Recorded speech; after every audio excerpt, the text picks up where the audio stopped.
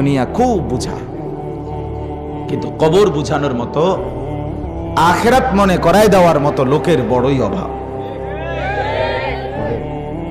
100 চা দোকানে এটা দেখেন, কেউ আখিরাতের কথা একজন আরেকজনকে বলেন।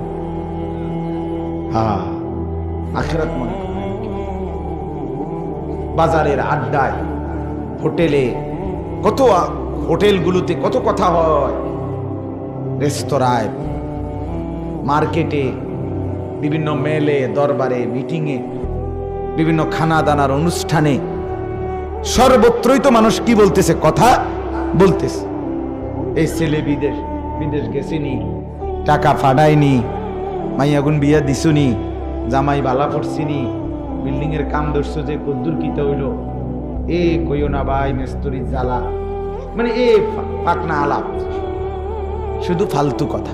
দুনিয়া, শুধুই দুনিয়া দুনিয়া দুনিয়া। আখিরাত কোথায়? কে কাকে বলে? তোমার স্ত্রী পর্দা করবে কোন দিন? তোমার ছেলে নামাজ পড়বে কোন দিন? বাপ, তোমার ছেলেটা যে 1 ওয়াক্ত নামাজ পড়ে না, কি হবে তার? তোমার মেয়েটা যে পর্দা করে না, তার কি হবে? তোমার ঘরে যে প্রতিদিন রঙিন টেলিভিশন চলে, নাচ গান, এভাবেই 10 বছর, এভাবেই 20 বছর, প্রতিদিন স্ত্রী ছেলে মেয়েরা নাচ গান নর্তকীর ছবি দেখে, কি হবে না? তোমার ঘরে, আপনার ঘরে আজ 6 মাস 1 বছর ধরে কেউ কোনোদিন ফজরের নামাজ পড়ে না, ছেলেও পড়ে না, মেয়েও পড়ে না, কি হবে আপনাদের? আপনাদের গন্তব্য কোথায় বাপ? আপনার ছেলের গন্তব্য কোথায়? কি সাজাইতেছেন? কি বিল্ডিং দিতেছেন? কি আস্তর করতেছেন? কেন টাইলস লাগাচ্ছেন? কার জন্য? এই জন্তু জানোয়ারের জন্য। বেনামাজি তো জানোয়ার। বেনামাজিকে মানুষ বলে না। পৃথিবীর কোরআন এবং সুন্নার আলোকে বেনামাজি, সেজদা যার কপালে নাই, তাকে মানুষ বলেন। বুঝেন নাই কথা? আল্লাহ তাআলা কোরআনুল কারীমে নফি এবং ইস্তিসনা দিয়ে বলছেন, মানুষকে আমি বানিয়েছি শুধু ইবাদতের জন্য। অতএব যার মধ্যে ইবাদত নাই, সে কোনো কি না? মানুষ। তাকে আমি মানুষ বানাইনি। হ্যাঁ, 2 ঠ্যাং দিছি ঠিক, কিন্তু সে ওইটা 4 ঠ্যাং জানোয়ার, এটা 2 ঠ্যাংওয়ালা জানোয়ার। এতটুকুই তো। কোরআনে আল্লাহ বলছেন, ওয়া তাহসাবু আন্না আকসারাহুম ইয়াসমাউনা ওয়া ইয়াকিলুন ইনহুম ইল্লা কাল আনআম। আল্লাহ তাআলা বলেন, বন্ধু নবী আমার, নাফরমান মনের ইচ্ছা মতো যারা চলে, আপনার কাছে কি মনে হয়? তারা কিছু শুনে, কিছু বুঝে মনে হয়? আল্লাহ বলে, না না, তারা আর কিছু নয়, ইল্লা কাল আনআম, শুধুই জানোয়ার। আল্লাহ কোরআনে বলছে, কোরআনের আয়াত, বাল হুম আদাল্লু সাবিলা, বরং তার চাইতেও নিকৃষ্ট পথভ্রষ্ট। কুত্তাও ঘর চেনে, বিড়ালও যে বাড়িতে থাকে ওই বাড়ি চেনে, কিন্তু এই জানোয়ার মনিব চেনে না। এটা আল্লাহ বলছে, বাল হুম আদাল্লু সাবিলা, বরং সে এক চাইতে নিকৃষ্ট বিপদগামী, পথভ্রষ্ট। সে কুকুরের মতো। কুকুরও গন্তব্য ছিল, কুকুর এক পরে কই যাই রাত কাটাবে এটা বোঝে, কিন্তু এই নাফরমান তার মনিব চেনে, বানানেওয়ালা চেনে। কেন আসলাম, কি করছি, কোথায় আসলাম, কোত্থেকে আসলাম, আমাকে বানাইলো কে, কেন বানাইলো, আমি আসলাম কেন পৃথিবীতে, এই এতটুকু বিবেক যার জাগে না, অনুভূতি জাগে না, এতটুকু দিমাগ যার মধ্যে নাই, সে মানুষ কিভাবে হবে? তার ভিতরে ইনসানিয়ত কিভাবে আসবে বাপ? অতএব দয়া করে, এইটা আমার প্রথম বক্তব্য, আপনি মনোযোগী হন, আন্তরিক হন, আপনার দিলে প্রশ্ন করেন, আপনার দিলের হালাত, অন্তরের হালাত। জীবন বলতে কি বুঝতেছেন? সকালবেলা ঘুম থেকে উঠলেন, রাত্রেবেলা ঘুমাইলেন, সারা দিনে 1 বেলা নাস্তা, 2 বেলা খানা খাইলেন, আর সকাল থেকে রাত 12টা পর্যন্ত কমপক্ষে 20 থেকে 30 বার বিড়ি সিগারেট খাইলেন, আর টেলিভিশনে নর্তকীর নাচ দেখলেন, কথায় কথায় গালি দিলেন, হারাম অবৈধ রোজগার করলেন, দুনিয়া নিয়ে কতক্ষণ মাতবরি করলেন।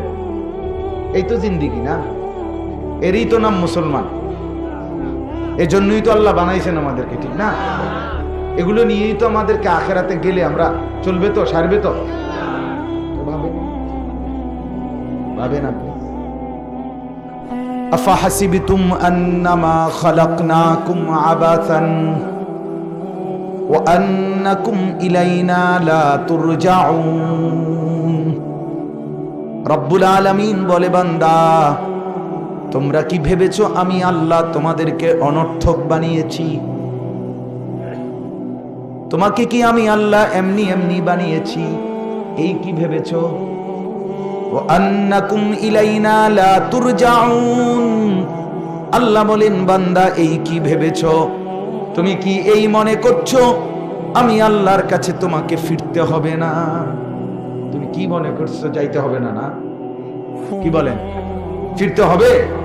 সবাই বলেন, ছেলেরা তোমরা বলো না বাপ, শেষ পর্যন্ত কোথাও ফিরতে হবে। কার কাছে? জিন্দিগির হালাত বলো না বাপ। আজ সকাল থেকে যারা এই এশার নামাজ গেল, রাত 9টা বাজে, এখন এক ওয়াক্ত নামাজ যারা পড়ো নাই, তুমি আল্লাহর কাছে কেমনি ফিরবা বাপ? কও না বাপ, তুমি আও না, আমি তোমার জড়ায় ডেরা তোর কাঁদি। তুমি তো আর কান বানা না ফরমান, আমি কান্দি আসবো। আর কত নর্তকী দেখলে, আর কত উলঙ্গ ছবি দেখলে তোমার শখ মিটবে? আর কত বিড়ি খাইলে জিন্দিগির সুখ মিলবে? আর কতবার নাটক সিনেমায় নর্তকীর নাচ দেখলে মনের আশা পূরণ? বলো না বাপ। মুরব্বীরা বলেন, আজকে 60 বছর ধরে যে মুরব্বী, যে চাচা এখনো বিড়ি সিগারেট খান, আপনি কোন দিন ছাড়বেন এটা? মরবেন কোন দিন? বলে 30 বছর যাবৎ যিনি কথায় কথায় গালি দেন, আক করলেই গালি দেন, কথা বের করলেই গালি দেন, আপনি এই মন্দ অভ্যাস আর কোন দিন ছাড়বেন? 20 বছর যার ঘরে রঙিন টেলিভিশন চলে, নাচ গান, এই নাফরমানি আর কোন দিন বন্ধ হবে আপনার ঘর থেকে? গত 10 বছর 20 বছর যাবৎ প্রতিনিয়ত যারা দাড়ি কাটেন, বলেন এই গুনাহ, এই নাফরমানি কোন দিন ছাড়বে? কোন দিন মনে হবে এটা আল্লাহর নাফরমানি? কোন দিন মনে হবে এই কথা এটা রাসূলুল্লাহ সাল্লাল্লাহু আলাইহি সাল্লামকে কষ্ট দেওয়া? কখন মনে হবে বলে? অতএব এরকম প্রত্যেকে নিজ নিজ জমানো গুনাহ এটা নিয়ে ভাবে। আজ 30 বছর যার ব্যবসা একই রকম মিথ্যা, ওজনে কম দেওয়া, ধোঁকা, প্রতারণা, তা আপনি বলেন আপনি আর কতদিন এইভাবে ঠকাবেন মানুষকে? সুদ খাবেন আর কতদিন? ঘুষ খাবেন আর কতদিন? কিস্তি তুলবেন আর কত বছর?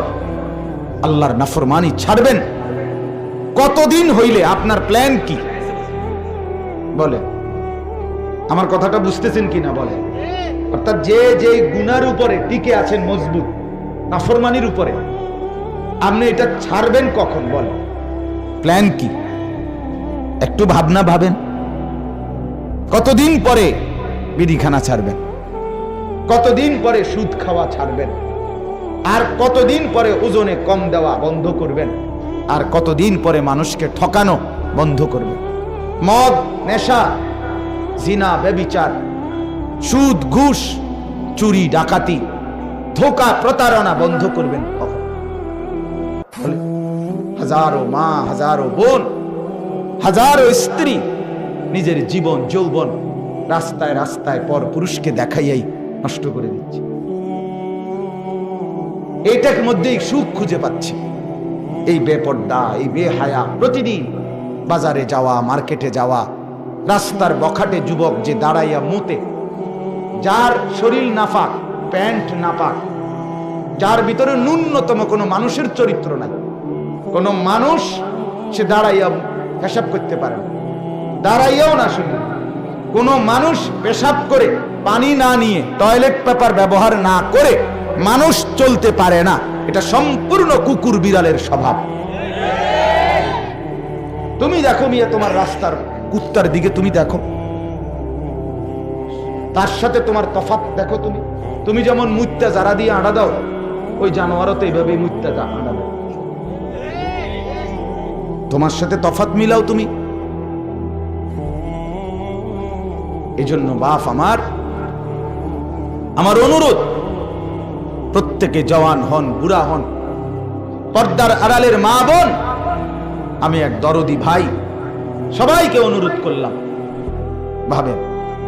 যুবক তুমিও ভাবো, মনে রাখবেন প্রতিটা রাত কোনো নিশ্চয়তা নাই, আরেকবার ভোর হবে আমার জন্য। সেদিন 4:15 বাজে তুরস্ক সিরিয়ার মানুষ রাত্রি ঘুমাইয়েই ছিল, কিন্তু তাদের 50,000-এর চাইতে বেশি মানুষের জীবনে আর ভোর হয়নি। হয়েছে কি ভোর? তো আমার প্রথম কথা এই পর্যন্ত যেটা বললাম, প্রত্যেকেই দয়া করে একটু জীবনের সাথে বোঝাপড়া করে ইস্তাফতি কালবা, অন্তরকে প্রশ্ন করেন আপনার দিলের হালাত, জিন্দেগির হালাত আখিরাতের উপযোগী কিনা, আল্লাহর সামনে দাঁড়াবার উপযোগী কিনা। দয়া করে আল্লাহর ওয়াস্তে ভেবে এরপরে বাকি কথাগুলো শুনুন।